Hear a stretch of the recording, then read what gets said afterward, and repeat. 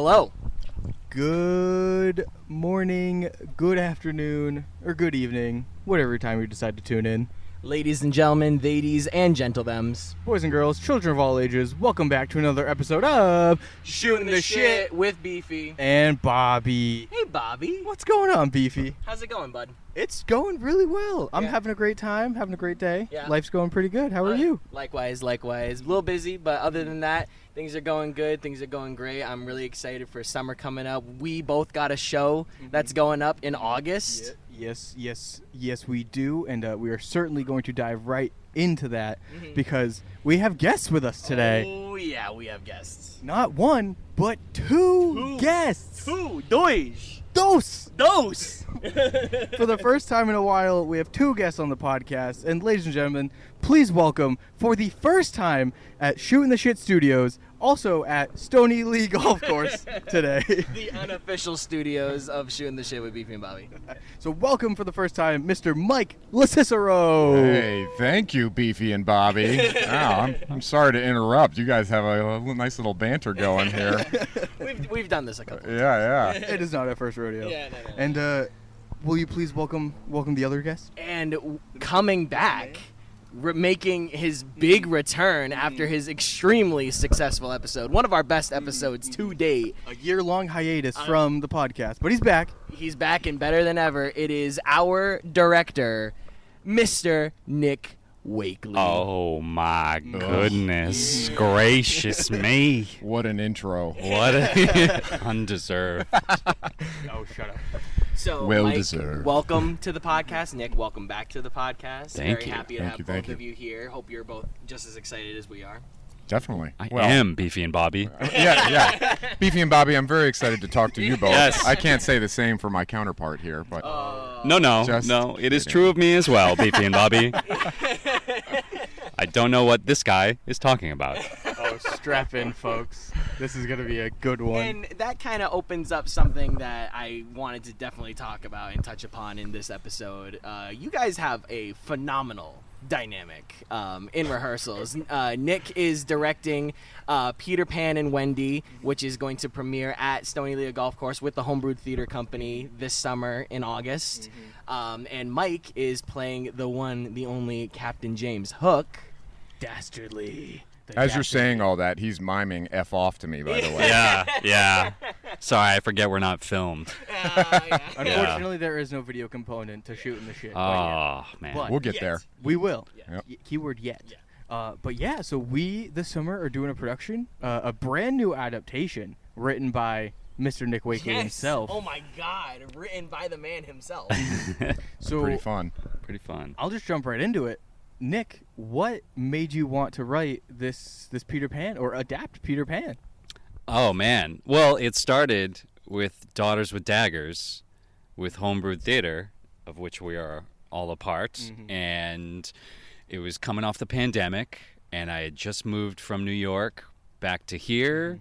And I think I talked about this on the last episode I was on. And I was living in my childhood home and taking care of my dad, my sick dad, during the day, and wearing a pirate costume at night, playing with this guy next to me. And I was like, basically this is your fault, Mike. And I was like, and I was interested in how Andrew was writing the Daughters with Daggers trilogy and like how his process went. I was like, maybe I could do that. And so then, I don't know, it got into my head, Peter Pan has pirates, has sword fighting, has all that, and I just decided to give it a go. So yeah. So it's been in the works for a little bit now. Yeah. Roughly Been brewing. like a couple of years. Just sort of thinking about it, and then I went to London last year, and I ended up staying at a hotel near Kensington Garden, which is where J.M. Barrie came up with the idea for Peter Pan and wrote the book and I the didn't know play. that. That's cool. And so I was on a walk in Kensington Garden, and you go by this pond, and there's a statue of Peter Pan, and I was like, I gotta do it. This is like a sign, you know. The universe said it. You Yeah. have to do it. So then then we were off to the races and at the typewriter, at the keyboard. Yeah. Typewriter. Typewriter. Typewriter. No, he actually I has dipped a my typewriter. I quill. dipped my quill Grab some papyrus. near my lit candle. He's really embodying Yes. Jan Berry Yeah. when writing. Absolutely. That's awesome. As he should. Yeah. That's really cool. Well, so far it's been a very wonderful process. Now that we've been taking your words off the page, well, taking J.M. Barry's words that you adapted, taking them off the page, and we're bringing them to life on the stage. Yeah. And it's a fun time. It's so much fun. So much fun. I'm so happy to be on this stage too. Like being Good. on the deck is awesome. You're fun to watch. You're fun to watch. I Yeah. appreciate that. I appreciate it. We really have a powerhouse, like all-star cast and crew. I mean, we do every year, but I just wrote an email to Blast to try and help promote this thing, and I just wrote that, like, you know, it's kind of crazy how talented the production team, the cast, everyone involved with Homebrewed is, and it gets better every year. Every show Yeah. we do. That's you too, man. Like honestly, like I I said appreciate it it. to you the other day. Like it is an absolute pleasure watching you work because you get into like this zone that I've never like seen really before. Like I see like people focus, but like you get into like a mode that I'll only hope to achieve one day. Wow. Like it's I mean- super cool to watch because you're just so controlled and very sophisticated as an actor that it's like it's super cool to watch. So. I appreciate that. I mean, it's a monster role to take on that I'm It's a lot. very grateful and feel lucky to have the opportunity to do. You know, that's just, I don't know. Everyone has their own process. It's part of my process. You know, I feel like you gotta stay focused and just keep at it if you want to do it right. So, you know. And you know, it's like Ethan said, it's wonderful to watch you act. I've had the pleasure of doing it the past 3-4 years. But I want to ask, what is it like to bring this character Captain Hook to life? Because you know, everyone already has their idea of Captain Hook. So what is it like for you to step into that, and like how do you make it your own, and you know, to give the audience what they want? And you guys working together to achieve that goal at the same time. Yeah. I mean, and Nick and I have talked about this a lot, and you know, we didn't want to do. I mean, it's clear for those who have read the script, and once you come and see the play and hear it out loud, that it's not like a you know, he's not ripping off of J.M. Barry by any means. He really made it his own, and you know, took all the elements that need to be there.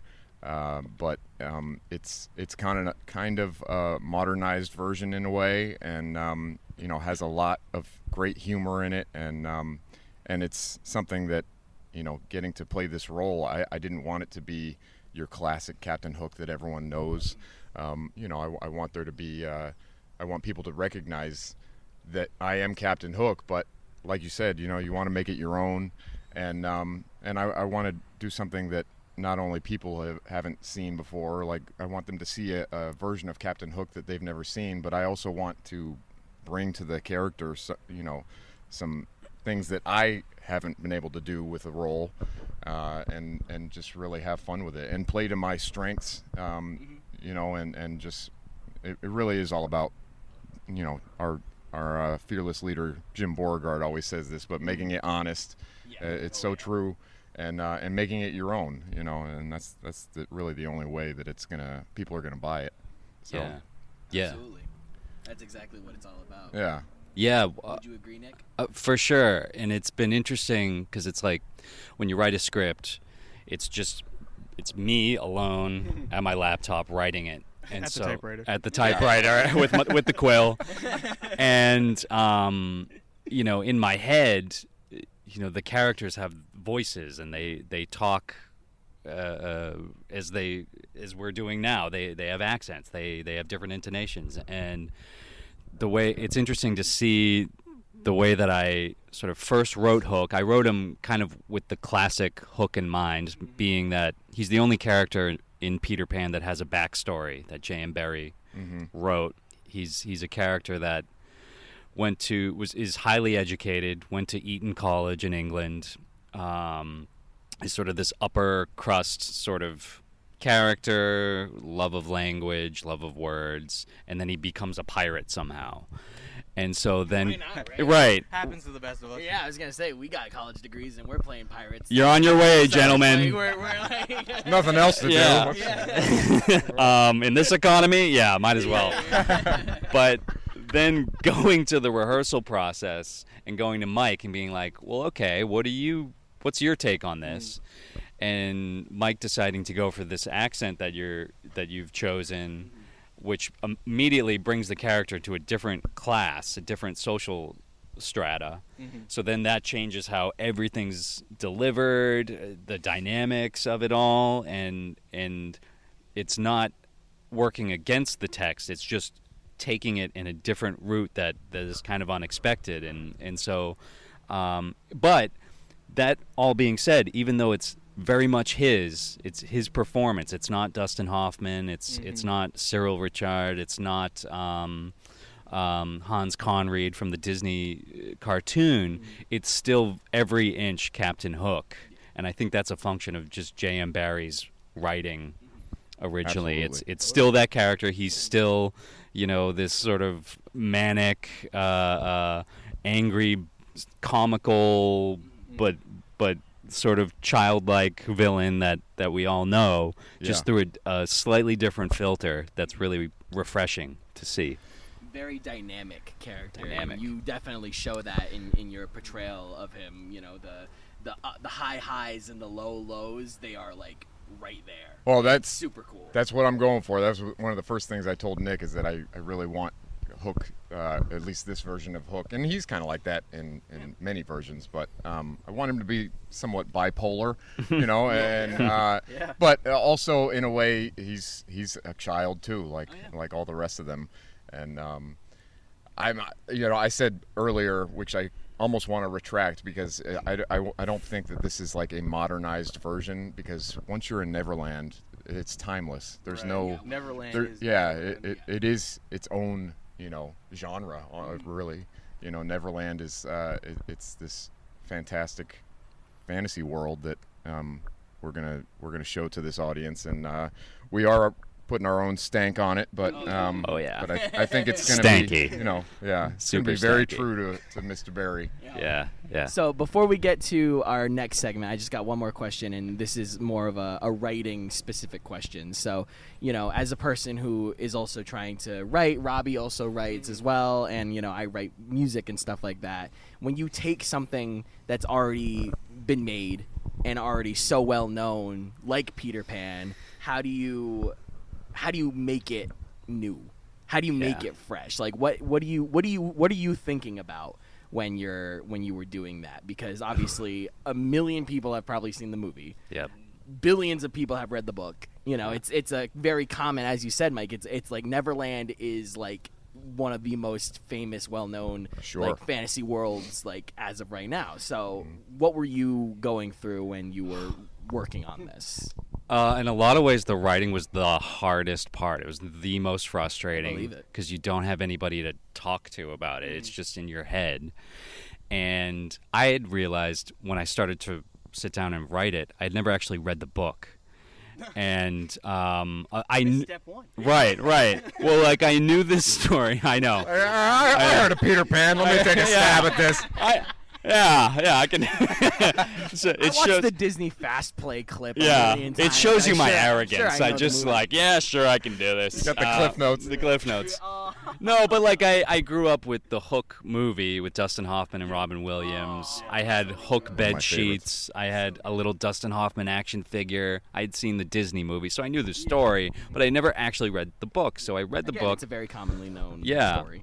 And part of the fun of reading the book, the most fun, is reading J.M. Barrie's voice as a writer. It's what makes the experience, and it is also what makes it so difficult to adapt, because it's not.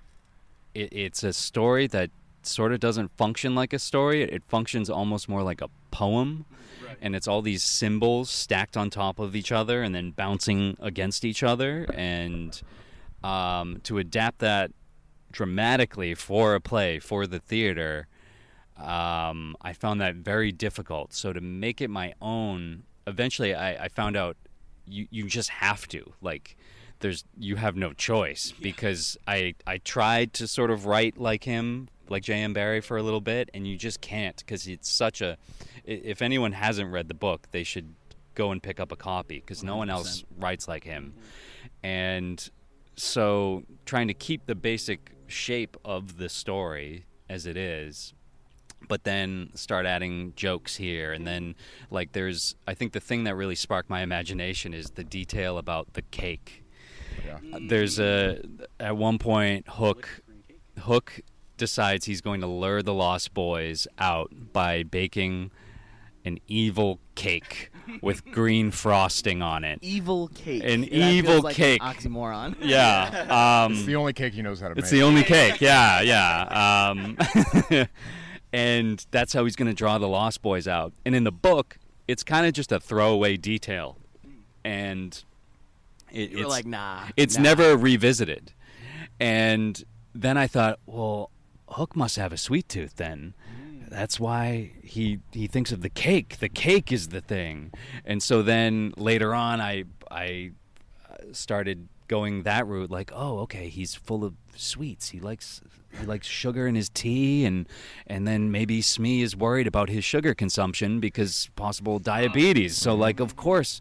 And so then Again, like a child. And so then little details like that are still from the book, but I started thinking about them and elaborating on them, and that's kind of how I used it as a launch pad to sort of make it our own. And then of course you use details from your own life, and there's a courtroom scene in this that isn't in the original. It's one of the best scenes. Like, Yeah, honestly, it's so really much the is. fun. Lost Boys stuff is my favorite stuff, and it's some of it is just like things that J.M. Barrie wrote that I just didn't know how to write, and I needed to just, again, I had to make it my own. And then the second act is mostly me. I would say the first act is there's a lot of J.M. Barrie lines and a lot of scenarios, but then the second act with Hook trying to kind of convince Wendy to join him and all of this, spoilers. Come see the show. Yeah. I won't tell you how it turns out. Things like that.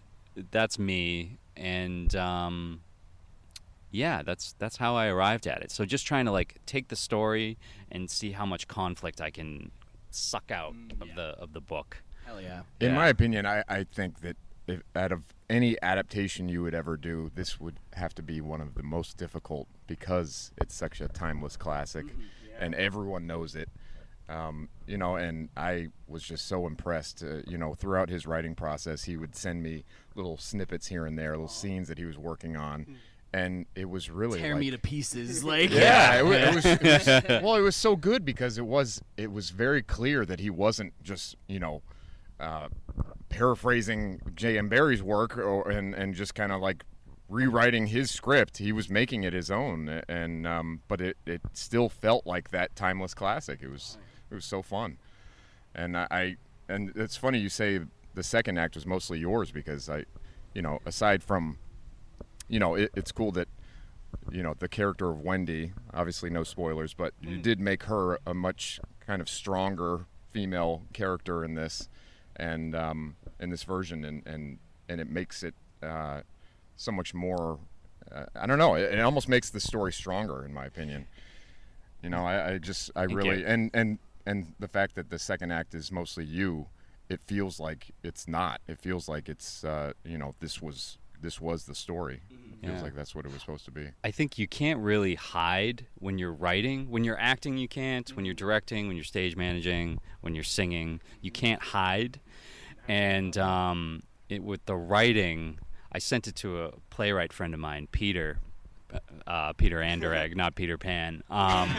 Pete Pan. Yeah, and he was reading it, and he was going, oh, I see little flashes of you coming along in this script, and but the more the rewrites continue to happen, much to Robbie's Still chagrin. keep going. But but also just quick tidbit is I love this part of the process. Yeah. When I love new scripts and I love new adaptations and I love working with the playwright in the room. And I know I've said it a million times, but it's so true because it's so fun just to look at whatever script you have and decide, oh, maybe this doesn't work here. Maybe this has to be flip-flopped around, or maybe we just have to tweak this line a little bit. And it's honestly my favorite part of new play works and new theater.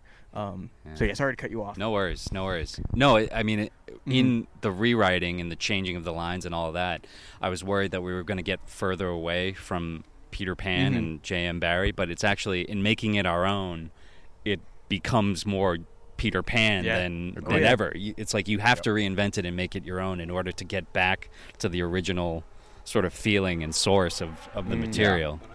Yeah. But yeah, so Nick, congrats on writing this and congrats on having it put up.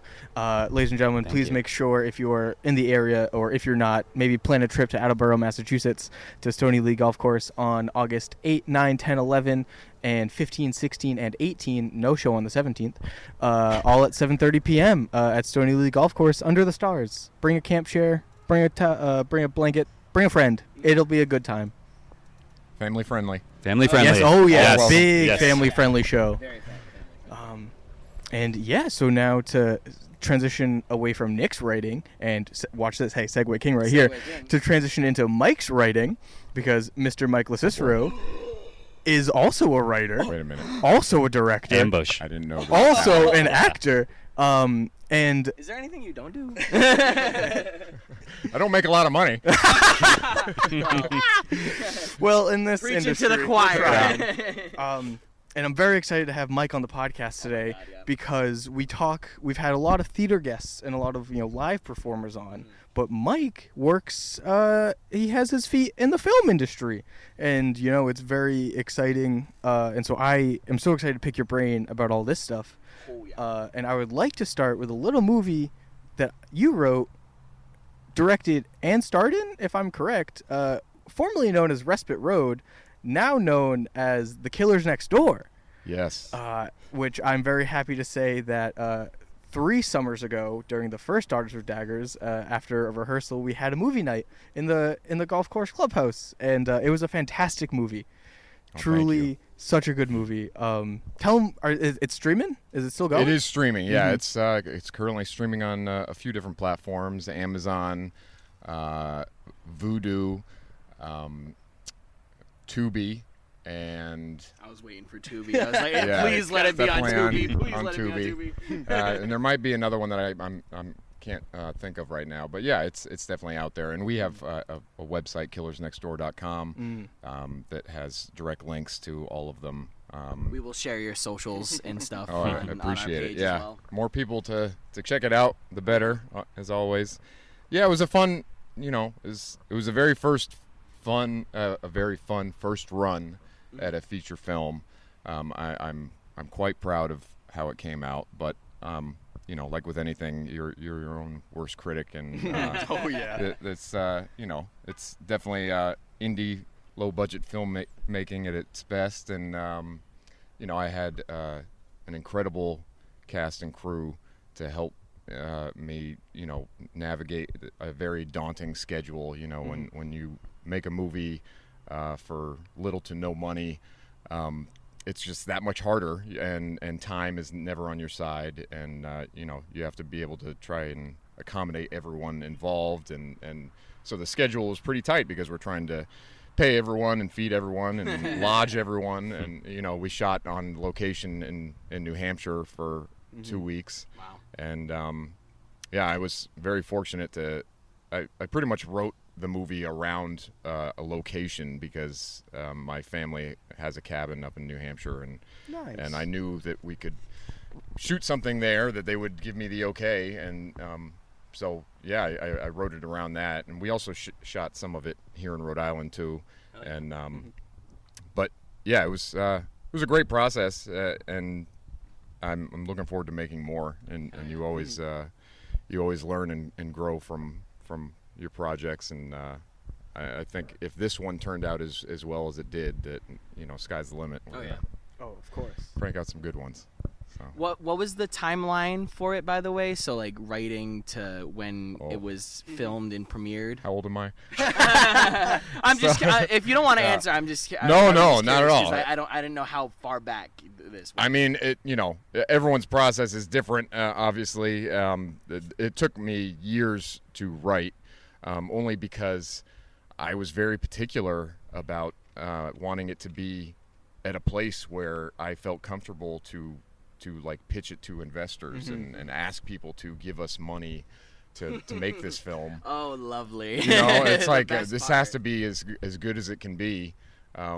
So and I was a first-time writer. Really, I had written a couple of like short scripts, but this was definitely my first feature-length film script that I had wrote, and I had a lot of help. I had my producing partner, a friend, and he's an incredible writer, Mark Fogarty. He helped me with a lot of revisions on it. I had another friend who's a screenwriting teacher, Derek Dubois, who he kind of helped me with the structure of it in the very early stages, where I was literally, writing scene by scene on index cards and trying to put it all together. And then through all that whole process, my wife and I bought a house, and we have 2 children now, and and I work full time. So I would say just the writing itself took about 5-6 years. Wow. Because we had a draft of it much earlier than that. But then, many revisions along the way, and I even set up like staged readings of it to get audience feedback. Nice. And I just was very crucial. It was very important to make sure that the majority of people that had read it or heard it read out loud were like, yeah, you should make this. Of course. So, yeah. I mean, I've already collaborated with my producing partner Mark and other people on writing other scripts that we have cranked out much faster, but with the same, if not better, quality, I think, because like I said, you learn and you develop these skills and hone these skills even better the next time around. So it's hopefully many more to come, and more investors will help us Of out. course. 100%. 100%. Yeah, I just loved the movie when we watched it, and I thought it was so good. So I hope everyone goes and checks out. It's a JL Pictures. Yeah, Right? JL What's the Pictures studio? is our production company. That's and it's the website is killersnextdoor.com, but we have a JL Pictures LLC.com that's coming very soon. Actually, we've been kind of Nice. rebuilding it because LLCs, baby. we have I know. we have some short films and other features in the works, and so many things in the pipeline.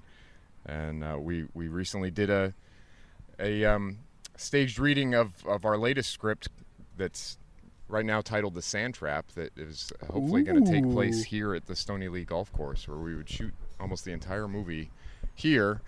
And it's a horror comedy, kind of in the vein of I'd say in the vein of like Shaun of the Dead meets Caddyshack. Oh yeah. But instead of zombies, it's more the occult and paranormal.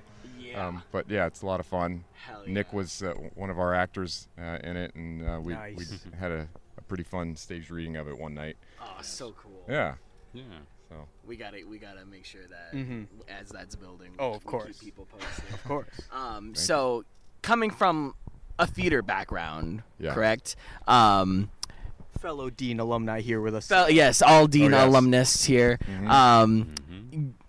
That transition, like, going from a theater background into working in the film industry is, at least for me, it sounds daunting. Like it sounds like that's a kind of a thing in your brain you kind of gotta switch. Like there's things that do work similarly, but then there's also things that you kind of have to consider one way or another when working with either one of them. Sure. So and you have film experience obviously too. Mm-hmm. So for both of you, what is that switch like, and how do you flip flop like properly, like for yourself mentally when working on a film versus like now being in a stage production and things like that? Because to me, I'm like, I don't even know where to start. Like, Yeah. Well, for me at least, one of the biggest reasons for my transition, because I love theater and I always will, and I hope to be on stage the rest of my life as much as I can, and but I have developed a strong passion for film and filmmaking as well, and I love watching movies. But I think the biggest reason for my kind of transition is just the time commitment. It is very different putting together a film.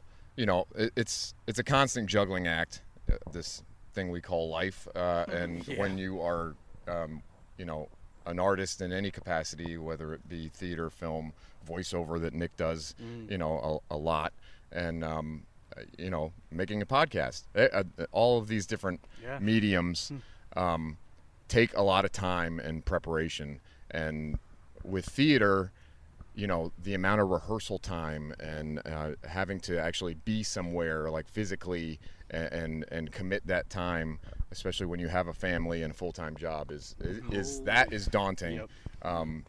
Compared to a film where a lot of the prep in filmmaking can just come from you sitting at your computer or making phone calls or having Zoom meetings or whatever it is, and scheduling random days to do things until you shoot, obviously. But even the shoot is like that's a set amount of time that you plan to shoot the film.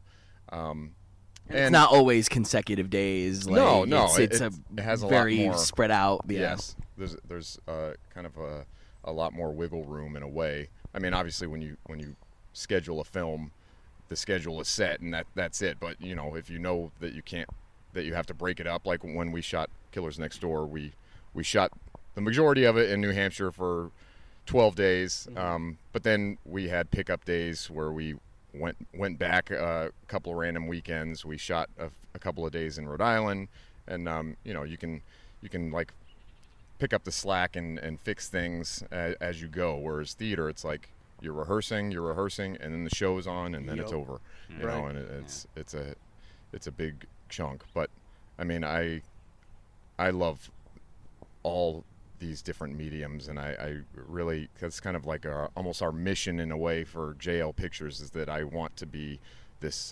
collaborative, diverse entity here that we create, where we can do theater, we can do film, we can make podcasts, we can have staged readings, we can whatever, any little bit of everything art form you can think of. I want to dabble into, and that's the big thing with Homebrewed, is that they've become my like family in a way, like you guys are. We're all working together constantly, and I really want JL Pictures and Homebrewed to become this force together where we bounce back and forth and do different things, because a lot of the people I work with on the film side are in these plays that we do as well. Nick? Anyway, I'll stop talking. No. yes, please. Wow. I mean, as an actor for film versus theater, I always am thinking about like taking ownership of your craft. And I think when you're in the theater and you're working on a play, in some ways you sort of outsource your craft to the dynamic of the ensemble, of the entire production. You're creating a character, but you're creating it in relation to all the other characters that are on stage with you, with the director, the stage manager, and all of that. And so that becomes your process. And then in film, I find it's much more solitary. You get a role and they go, okay, we're shooting on August 11th. Here's your costume. Here's this, here's that. Here's some brief ideas. We'll have some phone conversations about how you're going to play it, and then see you there. Yeah. And so Come ready to go. Come ready to go, and that's it. Come ready to go. And so it's up to you, the actor, to build the character, to think about all these different questions, and you have to do it really on your own. I mean, you can still obviously talk to the director and stuff, but you don't want to pester them too much, because then they're like, oh, this annoying actor. Actors. God. Yeah. You're much more of a puppet in a way. You're much more of a film. puppet. Yeah, it's not the actor's medium. So when you show up, I feel like in theater, it is the actor's medium. Yeah. And you're sort of the king of the castle, and you're like, okay, I'm going to do it this way. This is the stage. I got to take stage and all of this. In film, I always approach it from like a service point of view. Like, I am here to serve the director or the editor even, or the lighting people. You know, you certainly want to be on their good side, because they can make you look like $1 million or look like a piece of trash. They can edit you out of the film. And so you just want to come there in an attitude of service, of going, okay, here is my performance. I am offering it to the film, and hopefully it helps the film along. And as far as like the actual performing of it, I try not to get into my head too much about theater versus film acting, because then you get on film and you feel the camera on you, and you tighten up and everything becomes stiff, and you always want to be relaxed and loose. So it's like the same sort of muscles. You just want to dial it in a different way. You want to just take it, root yourself. I think in rehearsals for Peter Pan, I've been talking about, it's almost like classical acting, where you have to just take stage. Your body extends out. You take bigger steps to fill the physical stage that you're on. And in film, you can literally just do that same thing with like an eye movement or an eyebrow raise or... Much more specific, much more intimate. Yeah, but it's still the same stuff. Yeah. So, yeah. That's what I was thinking too, like you can see everybody's whole body on stage, but sometimes you might get chest up in a movie, maybe, if not just like a shot of just your eyes, so there, I feel like with theater, for me at least, like we're all out here. Like we're showing everybody everything and stuff like that. And you're so right in the sense of there's a lot more control with a film, where the editors and the directors get to choose what goes in and what gets taken out. And sometimes, it's more, sometimes it's less, and you only get those eyebrow raises and those very niche specific moments in films, which is really, really cool in my opinion, which is a lot different than what I'm used to with theater, where if I need to look confused, I need to be like, what is going on? Like a full like body movement versus just like a head tilt, which is crazy to think about at the same time too. Well, you're always playing to your audience. In theater, you're playing to, sometimes when we do plays in the clubhouse, it's a much smaller, intimate audience that we don't have to be so larger than life on stage like we do out here when we're, like Nick said, it's almost like classical theater acting where you do have to be big and, it's Shakespeare acting, but when we do the plays in the clubhouse, I mean, and obviously the like style of theater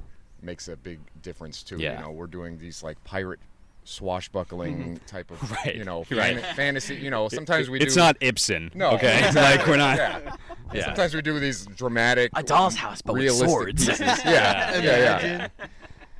But what I was getting at is that it's all about your audience. So in theater, you're playing to whatever your audience is. You want to make sure you're seen, that they see you, and it's the same thing with film, except the camera is your audience. Right. And you gotta, you're always aware of where the camera is, how it's looking. If it is a tight, close, extreme close-up of just your eyes, then you gotta act with your eyes. That's all that it's seeing. So so you're just playing to that audience. And it's a different rhythm of the work too, because like on stage, you show up to rehearsal and you're in it. You're in the trenches, just fighting it out for hours at a time, and you're going through most of those hours. If you're rehearsing 3 hours, chances are you're rehearsing for 3 hours. Whereas with film, it's like you got to pick your spots, because we're just trying to mine seconds, like literal seconds. Like, oh, here's the shot. We got the shot, and the shot in question is like 2 seconds long. Yeah. And it's and so like you gotta like your stamina as an actor has to be different because I gotta be on for these 2 seconds, but then the rest of the time, the coverage isn't on me, so like I gotta still show up for my scene partner, or maybe you don't. But I don't have to go all out and expend all that energy, and then you show up for the actual time where they need the 2 seconds, and you're just you're toast. That has been me so many times in doing film acting. There's been so many projects that I've worked on, including my own, where I feel personally that I gave such a better performance when I wasn't on camera. But I'm just trying to help my pressure's partner. off. Yeah, and I'm like, why didn't I do that when I was on camera? Yeah. Because the pressure's off, exactly. Right. Yeah. That's funny. so funny. Yeah, and another thing too that I was just thinking about as you guys were talking is the longevity, the lifespan of theater versus the lifespan of a movie. Theater is a constant cycle of life and death, as I like to say, is that you meet with a group of people, a cast and a production team, you work for however many months to rehearse, and then you put a show up, and then you strike the set, and it's gone forever. But in movies, it's written, and then you film it shot by shot, and it's edited, and then it's released to the masses and put on the internet forever, which is absolutely insane to me. And I wanted to jump back to Mike. You had brought up that you wanted Homebrewed and JL Pictures to be this like kind of team powerhouse, which we've kind of already seen the start of, because also going back to when you brought up us doing shows inside, a couple of years ago we did a stage production of a little ditty called Time, Space, Motion, and Kissing, written by Craig Handel, which then you and JL Pictures adapted into a film. And I just wanted to pick your brain a little bit about how you felt acting it on stage. Oh, and that was one we did twice, and you did 2 different roles in. Yeah. And then you went and did it in a movie. And Nick, were you in that? I was in the film. Yes. Yeah. Briefly, but not in the stage version. Right. He was one of our bar patrons. Yes. Had a nice little moment. I was just at the bar, and a film crew showed up. I don't know. We were like, oh, hey, Nick. What are you doing here? What are you doing here? Just By drinking. yourself. So what's that feel like? Like seeing it grow from a stage production and then into a film? Because that happens a lot, and vice versa. Yeah. Sure.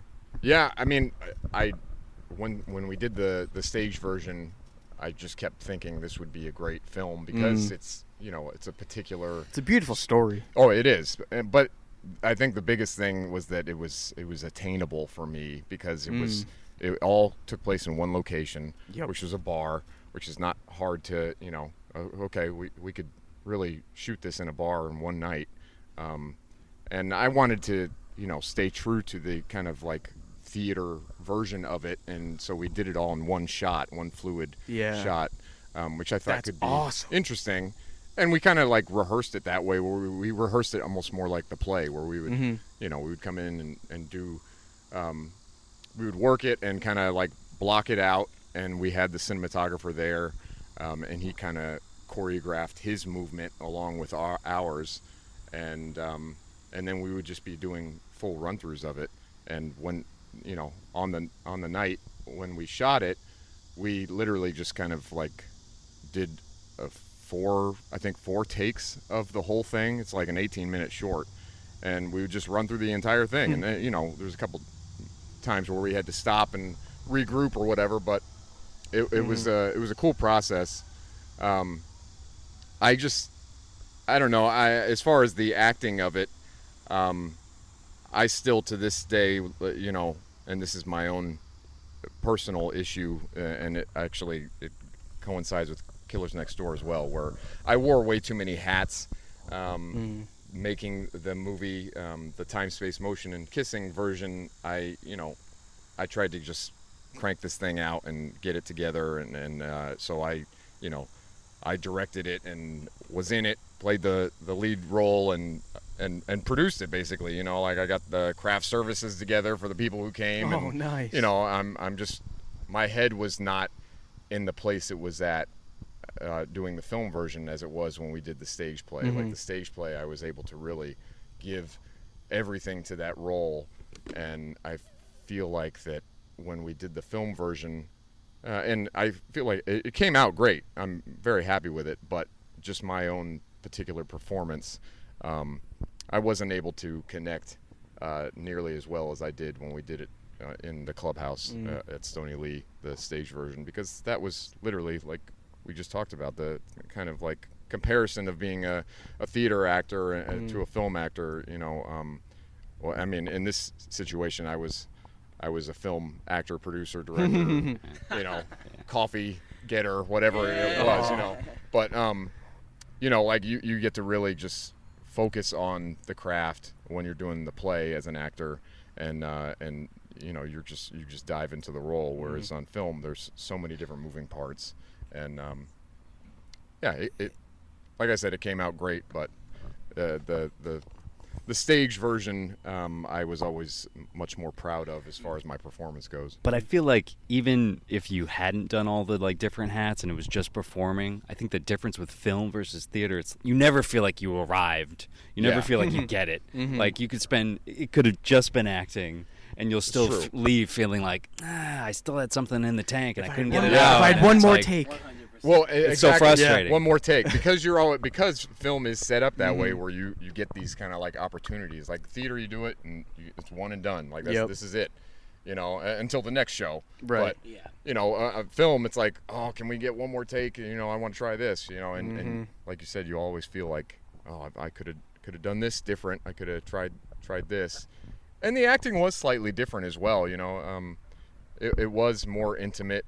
In a way, there are things about the film version that I liked better than the stage version, because we could make it look even more authentic and real, because we were in an actual bar and had all these, you weren't using your imagination as much as you do in the stage version, where it's like everything is there to see, and all the people, all the the bar patrons we had in there, you really felt like you were just in a bar that night, and this story unfolded, and so there's things about the film version that I appreciate and really think looked great, but I don't know, it's something about the stage version of being able to just kind of like open up and let the floodgates go. It was a different animal altogether. It's got to feel more organic when it's theater. Like it has to feel like, like we've been saying, like this is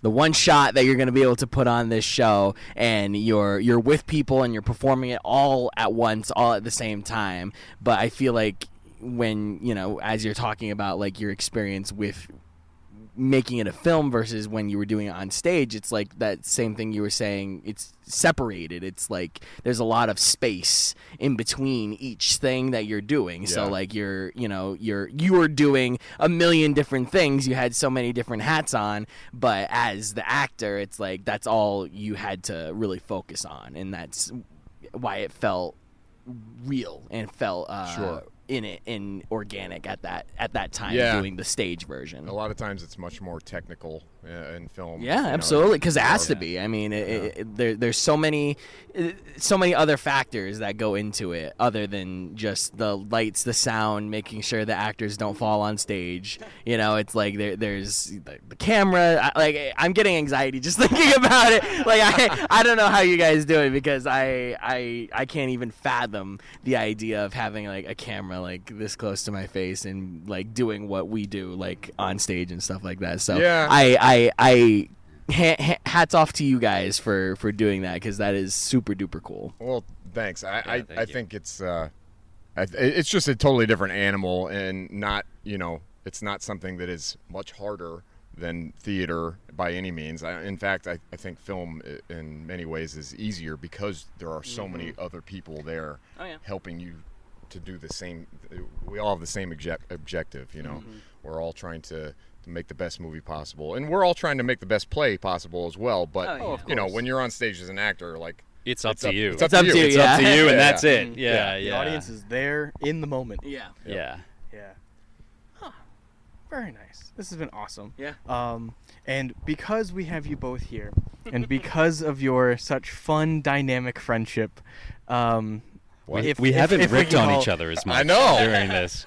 and it's been great. I was also very much expecting you two to We're being good. be Yeah, at each we other's are. throats Yeah. a little bit more. Behaving. They're being professionals. They're Being good, and we appreciate that. you. But we there it is. There it is. We will talk about this later. No, now. This is perfect because they're acting like they're married, Yeah, which is a exactly. perfect segue into. We thought it would be really funny to play maybe a round or two of the Newlywed Game with you guys. Great. Just and Amazing. so we came up with a couple questions. I want a divorce. Game over. Game over. But no. Game just starting. So, for the first round, for this first question, Nick, think of your answer in your head. Do not say it out loud. As opposed to. Until I tell you. Okay. As opposed to outside of my head. Yeah. Shut up. And so, Mike, you will answer this question out loud, and we will see if it holds up to Nick's answer. Okay. And the question is, where did you two first meet? And so, Nick. Oh, I hear the tick-tock of the crocodile. Yeah. I think I'm trying to remember if I first met Nick back when I directed Jurors at Dean, or Oh. I had also come to see a couple of shows that he was in, and like I know I saw you in Three Musketeers, but I feel like I had already met you there, but I don't remember. So if I can have two answers, it was either when I directed Jurors or Three Musketeers. I'm gonna go with that. Does Nick know the answer? Locked in. My answer was, I think, 12 Angry Jurors Yeah. when you directed it at Dean. Okay. I think that's the earliest I can remember. So, Yeah. yeah, you got it right. Did it and you were in it? I was not in No, it. I He didn't would've loved- cast me. Oh, you, No. did- you never auditioned. I never auditioned. I would have grabbed Nick in a heartbeat. I think I was in something else, and I don't. Yeah, remember there was a what. reason why you could. Yeah. I mean, that was a whole. Yeah, because you didn't start as a theater major, right? No. I'm, Well, didn't you started as a technical theater major? No, so No? technical theater wasn't even a major. Right. Then. So I was a theater major, but my plan was to do 2 years and then join the army. Oh, That's what Really? it was. Yeah. Wow. That worked out. Now he's saying, "Hey, I wish I was back in the army." You in the military? I know. Wow. I don't want to think about The that. role of a lifetime. That's a court martial, is what that is. He Yeah. has a title. It's just not like sergeant general. It's just director. Yeah, right? Well, nice. And when was that production of 12 Angry Jurors? Oh man, Robbie. Or, Bobby. Sorry. Beefy and Bobby. Well, Beefy and Bobby. I'm trying to think back. I honestly, I can't even. I'm so bad with like remembering the year I did something. 2011, I want to say. Yeah. 2010, 2011, maybe. Sure. That sounds right. Yeah. I don't know. I'll How get old back were to you you? on that. 6? I don't know. No. 9. 9? 10, yeah. 10? Are you serious? Yeah. Yeah. Ugh. Yeah. I'm sorry. Wow. not to age you guys or make you feel old. But all right, Beefy, would you like to ask the next Yeah. question? And for this next one, Mike, think of your answer in your head. Yep. And then Nick, you will answer out loud first. So, Mike, Got it. I'm ready. what is Nick's most irritating habit?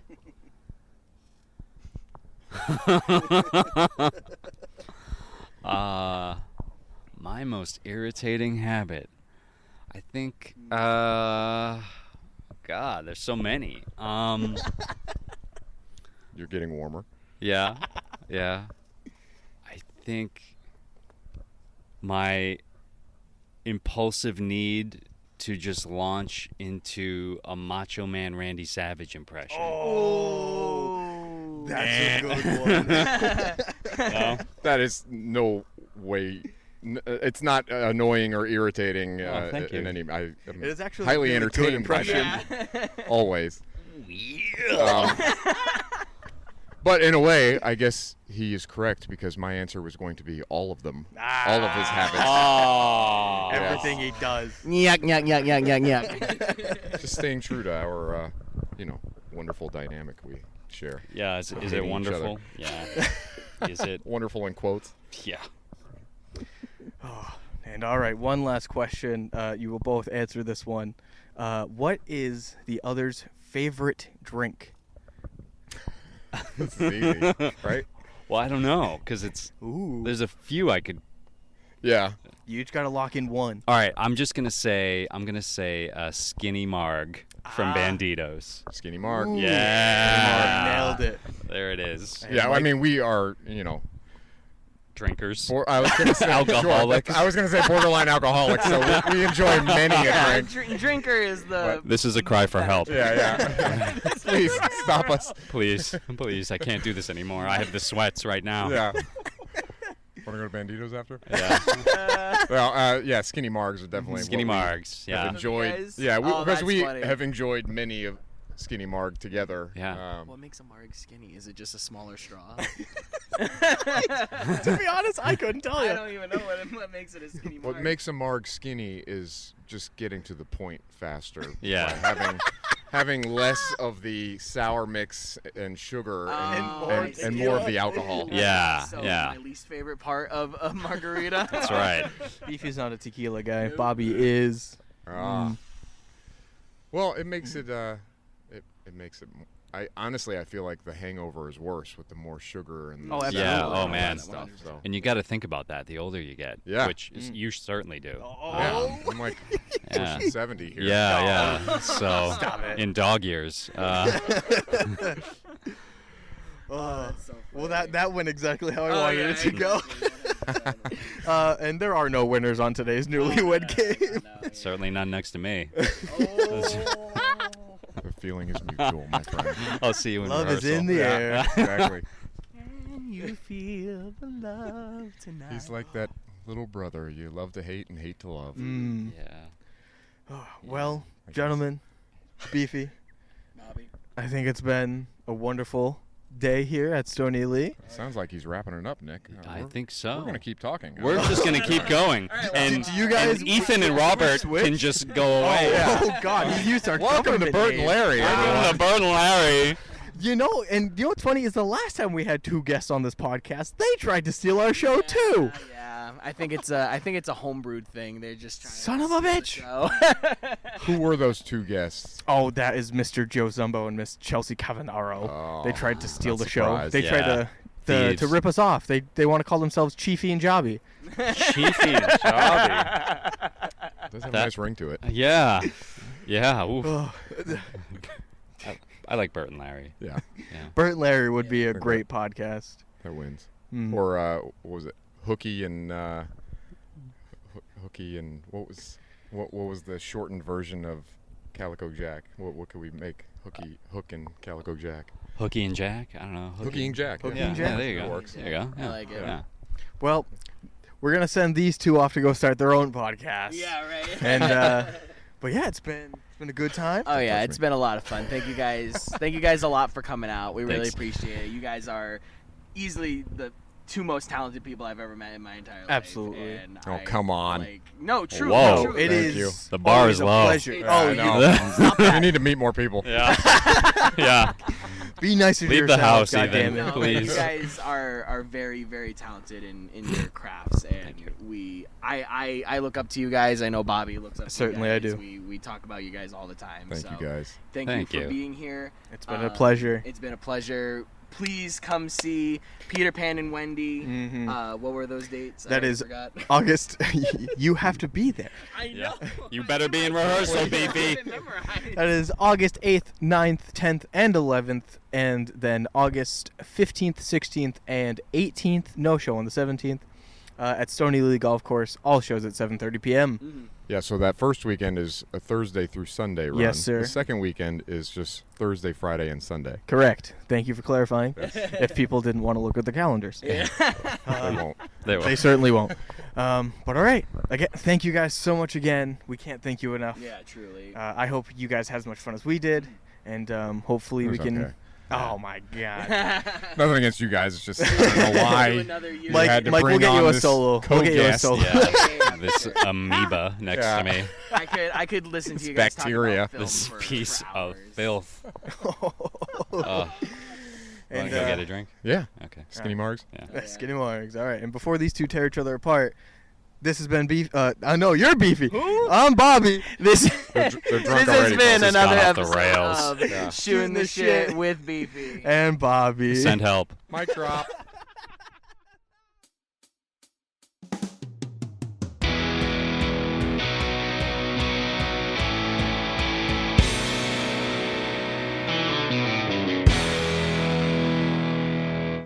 Thanks for listening to another episode of Shooting the Shit with Beefy and Bobby. If you haven't already, you can follow us and stay up to date with all the latest episodes on Instagram, Facebook, YouTube, and X. Also, go check out our merch shop on redbubble.com/STSWBnB. And if you or someone you know wants to shoot the shit with us or be featured in our new Artist Hour segment, please fill out the guest form in our bios.